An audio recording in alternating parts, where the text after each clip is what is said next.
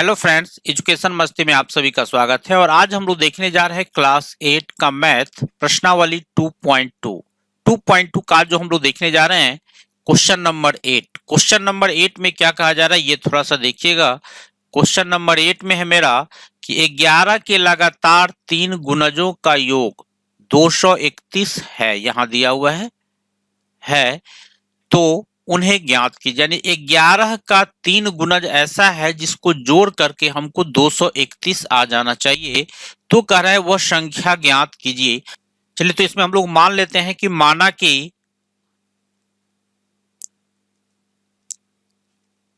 11 का एक गुणज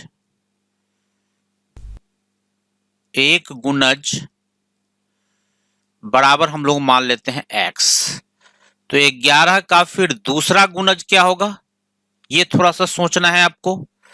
दूसरा गुणज क्या होगा ये सोचना है, और उसके बाद तीसरा गुणज क्या होगा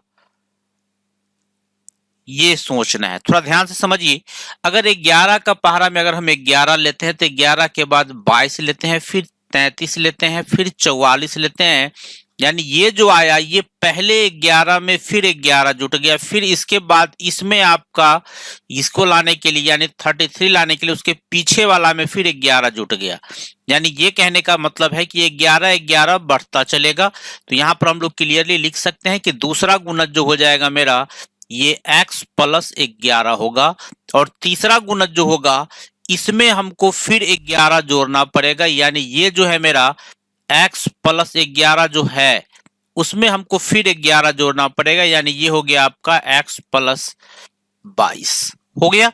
अब यहाँ पे देखिए हम लोग लिखे प्रश्न से क्या, तो कह रहा है इस तीनों का योग जो है किसका किसका योग। तो यहाँ पे जो आपको क्लियर किया, एक इसका x का, फिर x प्लस 11 का और x प्लस 22 का, तीनों को जोड़ करके हमको है कितना, यहाँ पर क्लियर किया गया है कि 231 है। तो चलिए हम लोग तीनों को जोड़ते हैं। तो यहाँ पर हम लोग जोड़ेंगे तो हमको क्या मिलेगा ये थोड़ा सा देखिए। पहला गुणज था मेरा x, दूसरा गुणज था मेरा x प्लस 11, और तीसरा गुणज था मेरा x प्लस 22। ठीक है, सबको अगर हम जोड़ दे, यहां पर अगर हम प्लस का साइन दे दे तो हमको क्या मिलना चाहिए, इक्वल में हमको मिल जाना चाहिए 231। ठीक है, अब देखिए मेरे पास x कितनी जगह पे है, x मेरा 3 जगह पे है। तो यहां पर हम लिख सकते हैं 3x प्लस ये 11 को और 22 को अगर जोड़ दीजिएगा तो ये आपका हो जाएगा 33। तो चलिए हम यहां पे लिख दे प्लस 33 इज इक्वल टू 231। अब यहाँ पे थोड़ा सा एक और काम कर सकते हैं, या तो आप इसमें 3 कॉमन ले लीजिए, या नहीं अगर कॉमन नहीं लेना चाह रहा है तो 33 को आप RHS में लेके चले जाइए, उससे भी काम आपका हो जाएगा। यानी यहाँ पे आप लिख सकते हैं तब 3x is equal to 231 minus 33। ठीक है, तो फिर हमको मिल गया यहाँ पे 3x इज इक्वल टू, अब हमको क्या करना है 231 में से 33 को माइनस कर देना है। तो ये हो गया आपका 198। एक बार ट्राई कर लीजिए। 8 3 11, 9 3 12, 1 13, 1 1 2। ठीक है, इसीलिए x इज इक्वल टू हो गया मेरा 198 बट्टा में 3, कैंसिल करेंगे 3 छक 18, 3 छक 18। यानी यहाँ पर हम लोग अगर फाइनली लिखे तो हमको क्या मिलेगा, मैं यहाँ पे लिख देता हूं। यानी इसीलिए एक गुणज क्या मिला मेरा, एक गुणज एक गुणज हुआ मेरा कितना, ये 66। फिर हम लोग आंसर भी चेक करेंगे। दूसरा गुणज हो गया मेरा, दूसरा गुणज कितना हो जाएगा मेरा 66 प्लस 11, यानी ये हो गया आपका 77। ये तीसरा गुणज क्या हो गया मेरा,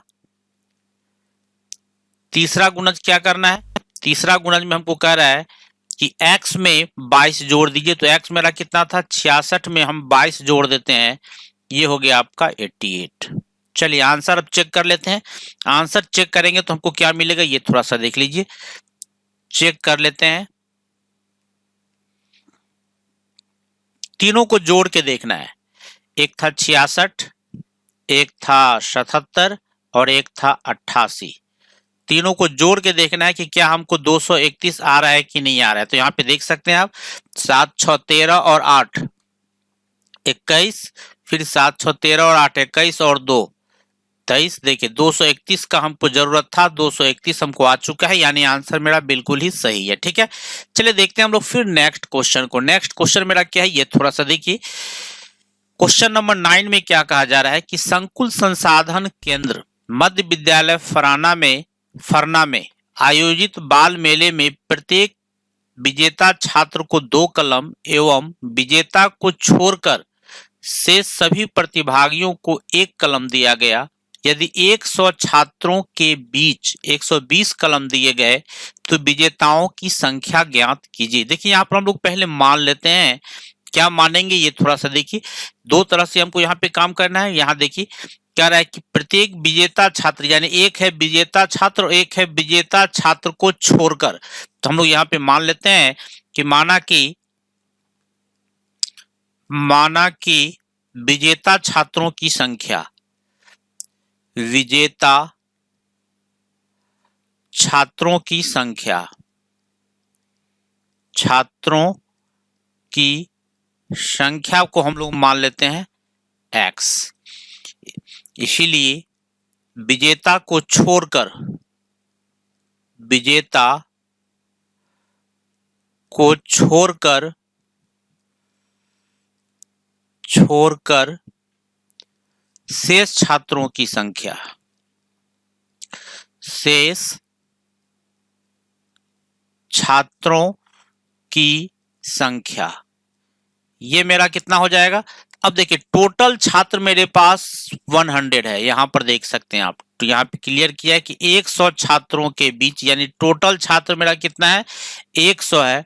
उसमें से विजेता मेरे पास x है, तो विजेता को छोड़कर बाकी कितना बच गया, ये हो गया मेरा 100 माइनस x हो गया। अब कह रहा है सबके बीच 120 कलम दिया गया, जिसमें से एक चीज क्लियर किया गया है कि विजेता छात्र को 2 कलम दिया जा रहा है। ठीक है, और जो विजेता को छोड़कर शेष प्रतिभागियों को 1 कलम दिया जाता है।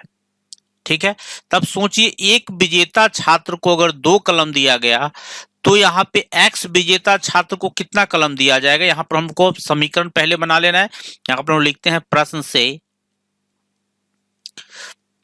से, तो यहाँ पे हो जाएगा मेरा विजेता, एक विजेता को 2 कलम, तो यहाँ पे x विजेता को क्या हो जाएगा 2x, और फिर विजेता को छोड़कर, तो विजेता के छोड़कर कितना छात्र है मेरे पास, तो ये है मेरा 100 माइनस x। ठीक है, उसको दिया जाता है 1 कलम, तो इसको आप 1 से गुना कर दीजिए। ठीक है, और बीच में प्लस जो ही लगाइएगा तो आपको टोटल कलमों की संख्या मिल जाएगी कितना, जो यहाँ आपको दिया हुआ है 120, जो आपको यहाँ था। तो हम यहाँ पे लिखते हैं बराबर में 120 हो गया। चलिए अब हम लोग समीकरण को सॉल्व करते हैं। यहाँ पर हो गया मेरा 2x प्लस 1 से गुना करेंगे, कोई फर्क नहीं पड़ेगा, इज इक्वल टू 120। फिर हम लोग लास्ट में इसका आंसर भी चेक करेंगे। यहाँ हो गया मेरा 2x माइनस x, तो ये हो गया मेरा x plus 100 is equal to 120। यहाँ हो गया मेरा x is equal to 120 minus 100, चूंकि 100 को हमने RHS में ले आया, तो यहाँ हो गया मेरा, इसीलिए x इज इक्वल टू हमको मिल गया कितना 20। ठीक है, यहाँ पर हमको क्या मांगा जा रहा था, ये थोड़ा सा देखिए। ये हमको मांगा जा रहा था विजेताओं की संख्या ही हमको निकालना था, जो हमको आंसर में आ चुका है। ठीक है, अब देखिए हम लोग आंसर को थोड़ा चेक कर लेते हैं, क्या हम मेरा आंसर जो हमने निकाला है ये सही है कि गलत है। तो थोड़ा सा हम लोग इसके आंसर को चेक कर लेते हैं। ठीक है, थोड़ा ध्यान से देखिएगा कैसे चेक हम लोग करते हैं इसके आंसर को। यहाँ पे देखिए विजेता छात्र मेरे पास कितना है, तो विजेता छात्र है 20, 20 को 2-2 कलम दिया गया, यानी 20 गुना 2, ये हो गया 40 कलम इसमें बटा गया। ठीक है, अब देखिए विजेता को छोड़कर बाकी कितना बचा, तो टोटल था मेरे पास 100, 20 उसमें विजेता है, तो विजेता को छोड़कर हो गया मेरा 80 स्टूडेंट को, 80 प्रतिभागियों को 1-1 कलम दिया गया, तो ये हो गया मेरा 80।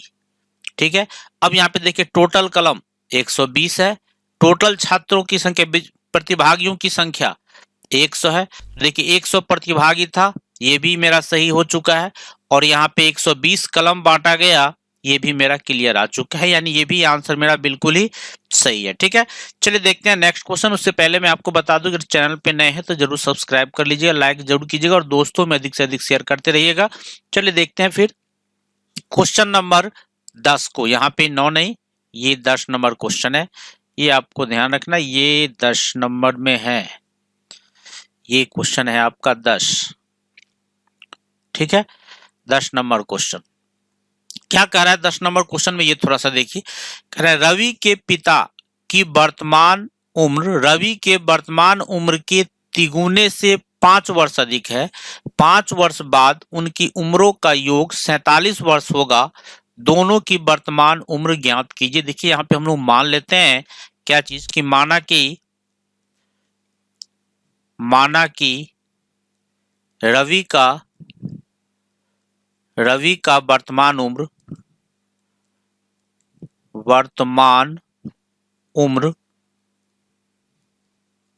बराबर हम लोग मान लेते हैं x वर्ष।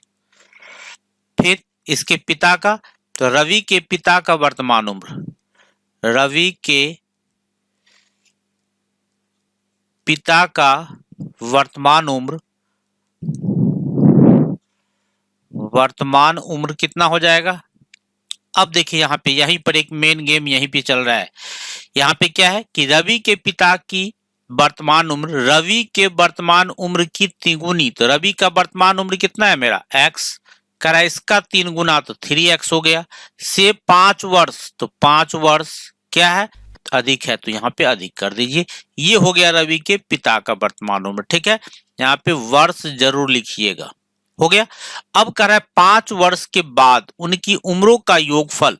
अब यहाँ पर हम लोग का समीकरण यहाँ से अब निकलना शुरू हो जाएगा। चलिए देखिए यहाँ पे कह रहा है 5 वर्ष के बाद, तो सोचिए रवि का वर्तमान उम्र अभी x वर्ष है, तो 5 साल के बाद उसका वर्तमान उम्र कितना हो जाएगा? जस्ट लाइक समझिए कि अगर रवि का उम्र अगर अभी 20 साल है, तो 5 साल के बाद इसका उम्र कितना हो जाएगा? तो ये हो जाएगा आपका 20 प्लस 5, यानी हमने क्या किया 5 ऐड कर दिया, ये हो गया आपका 25 वर्ष। यानी बाद रहे पश्चात रहे तो उसमें आपको क्या कर देना है? ऐड कर देना है। पूर्व रहे या पहले रहे तो उसमें आपको माइनस कर देना है। ठीक है, तो यहाँ पे देखिए 5 वर्ष के बाद, तो रवि का भी x है, तो 5 साल के बाद हो जाएगा x प्लस 5। रवि के पिता का है 3x प्लस 5, 3x प्लस 5। 5 वर्ष बाद कितना हो जाएगा? तो इसमें भी 5 जोड़ना पड़ेगा। और तब कह रहा है दोनों का योगफल मतलब यहाँ पे प्लस का साइन हमको देना है। तब कह रहा है क्या हो जाएगा?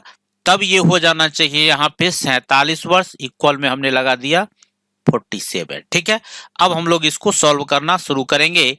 x और 3x, ये हो गया आपका 4x प्लस 5, 5 10 और 5, ये हो गया आपका 15 इज इक्वल टू 47, यानी 4x इज इक्वल टू, ये हो गया आपका 32।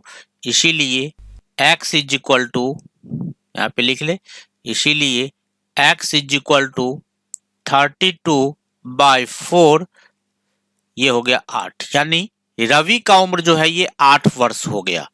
यानी इसीलिए लिख सकते हैं, यहाँ पे जरूर लिखिएगा इस चीज को, यहाँ आपको लिख देना है कि इसीलिए रवि का वर्तमान उम्र बराबर हो गया 8 वर्ष।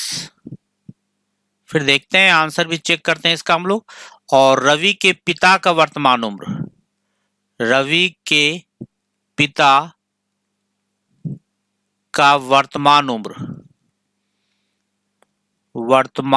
उम्र कितना हो जाएगा? तो ये यहाँ पे हमने लिखा है 3x प्लस 5, यही चीज यहाँ लिख देना है 3x प्लस 5, यानी 3, यहाँ पे लिखे हम लोग 3 गुना 8 जोड़ 5, 8 त्रिक 24 और 5, ये हो गया 29 वर्ष। ठीक है, चलिए देखिए अब कह रहा है कि दोनों को एक बार ट्राई कर लेते हैं। कह रहा है कि 3 गुने से 5 वर्ष अधिक है। तो ठीक है, यहाँ पे हम लोग आंसर को थोड़ा सा एक बार चेक कर लेते हैं, क्या हम जो निकाले ये आंसर सही है या गलत है। देखिए कह रहा है रवि का उम्र के 3 गुना कर दीजिए से 5 साल अधिक है। तो 8 तिरिक 24 और 5 29, तो था भी उसके पिता की उम्र 29 वर्ष। फिर कह रहा है 5 साल के बाद दोनों को जोड़ करके है 47 वर्ष। तो रवि का भी है 8 साल, तो 5 साल के बाद कितना हो जाएगा ये 8 + 5 यानी 13 वर्ष। और उसके पिता का हमने निकाला है 29, तो 5 साल के बाद ये कितना हो जाएगा 29 और 5 34। दोनों को जोड़ के देखिए 4 3 7 3 1 4 47 वर्ष, जो हमको यहाँ पर कह भी रहा था। ठीक है, जो मेरा आंसर यहाँ पर चेक हो चुका है। ठीक है, कोई प्रॉब्लम हो तो जरूर कमेंट कर दीजिएगा। फिर मिलते हैं हम आपसे नेक्स्ट वीडियो में। धन्यवाद।